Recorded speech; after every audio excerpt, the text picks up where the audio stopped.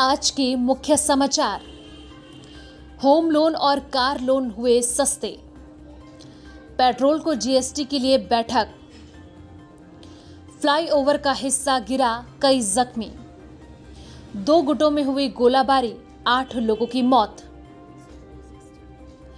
Bank of Baroda ने त्योहारी season को ध्यान में रखते हुए अपनी होम लोन और कार लोन की दरों पर छूट का ऐलान किया। इससे पहले भारतीय स्टेट बैंक भी होम लोन की ब्याज दरों को कम करने की घोषणा की गई है। Bank of Baroda home loan और कार लोन पर मौजूदा दर में 0.25% की छूट की पेशकश की है। इसके अलावा बैंक ने होम लोन की प्रोसेसिंग फीस से भी छूट देने का ऐलान किया है। बैंक के होम लोन की ब्याज दर 6.75% और कार लोन 7% से शुरू होता है। बैंक ने एक बयान में कहा कि ग्राहक लोन के जल्द अप्रूवल के लिए बैंक की वेबसाइट और मोबाइल ऐप से भी लोन के लिए आवेदन कर सकते हैं। साथ ही डोर स्टेप सर्विस भी मौजूद है। बैंक के महाप्रबंधक HT सोलंकी ने कहा कि आगामी त्योहारों के दौरान रिटेल लोन पर इन पेशकशों के साथ हम अपने मौजूदा समर्पित ग्राहकों को त्योहारों का तोहफा देना चाहते हैं।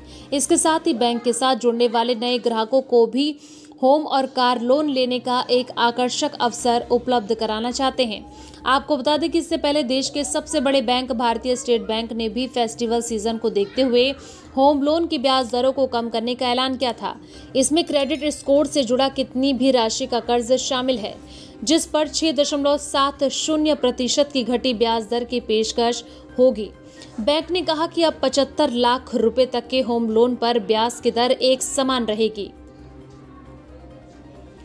उत्तर प्रदेश की राजधानी लखनऊ में वित्त मंत्री निर्मला सीतारमण की अगुवाई में जीएसटी काउंसिल की बैठक हो रही है। कोरोना काल के कारण लंबे वक्त के बाद ये बैठक इन पर्सन हो रही है। लॉकडाउन के साए से आगे बढ़ रही अर्थव्यवस्था के बीच आम आदमी की नजर इस पर टिकी है, क्योंकि हर बार की तरह चर्चा थी कि पेट्रोल डीजल को जीएसटी के दायरे में लाने पर विचार हो सकता है। जीएसटी के दायरे में आने से लोगों को सस्ता पेट्रोल डीजल मिल सकता था, लेकिन इस विचार पर चर्चा शुरू होते ही कई राज्य सरकारों ने इसका विरोध शुरू कर दिया। ऐसे में सबसे बड़ा सवाल यही खड़ा होता है कि जब राजनीतिक दल सस्ते पेट्रोल डीजल की बात करते हैं, लेकिन पेट्रोल डीजल को जीएसटी में लाने से सरकारें क्यों कतराती हैं? इसी साल जून में केरल हाईकोर्ट ने एक याचिका की सुनवाई के दौरान कहा था कि जीएसटी काउंसिल को पेट्रोल डीजल को जीएसटी के दायरे में लाना चाहिए। काउंसिल को इसके लिए 6 हफ्ते का वक्त दिया गया था। ऐसे में अगर पेट्रोल और डीजल को जीएसटी की किसी एक श्रेणी में डाल दिया जाता है तो उस पर निश्चित टैक्स ही प्राप्त होगा, जो रेवेन्यू कलेक्शन के मामले में बड़ी समस्या बन सकता है। उदाहरण के तौर पर अगर दिल्ली में पेट्रोल के दाम का बेस प्राइस देखें तो ये करीब 40 रुपए तक बैठता है, लेकिन इसमें केंद्र की एक्साइज ड्यूटी, डीलर कमीशन, राज्य का वेट जोड़ दिया जाए तो जाकर ये दाम 100 रुपए प्रति लीटर तक पहुंच जाता है। जीएसटी काउंसिल की बैठक से पहले ही कर्नाटक, केरल और महाराष्ट्र ने इनका विरोध कर दिया था।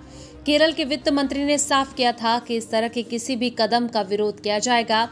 अगर पेट्रोल डीजल को इसमें डाला जाता है तो राज्य को 8,000 करोड़ रुपए का घाटा होगा।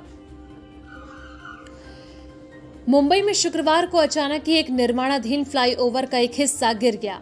हादसे में 13 मजदूरों के जख्मी होने की खबर है। सभी को BN देसाई अस्पताल में भर्ती करवाया गया है।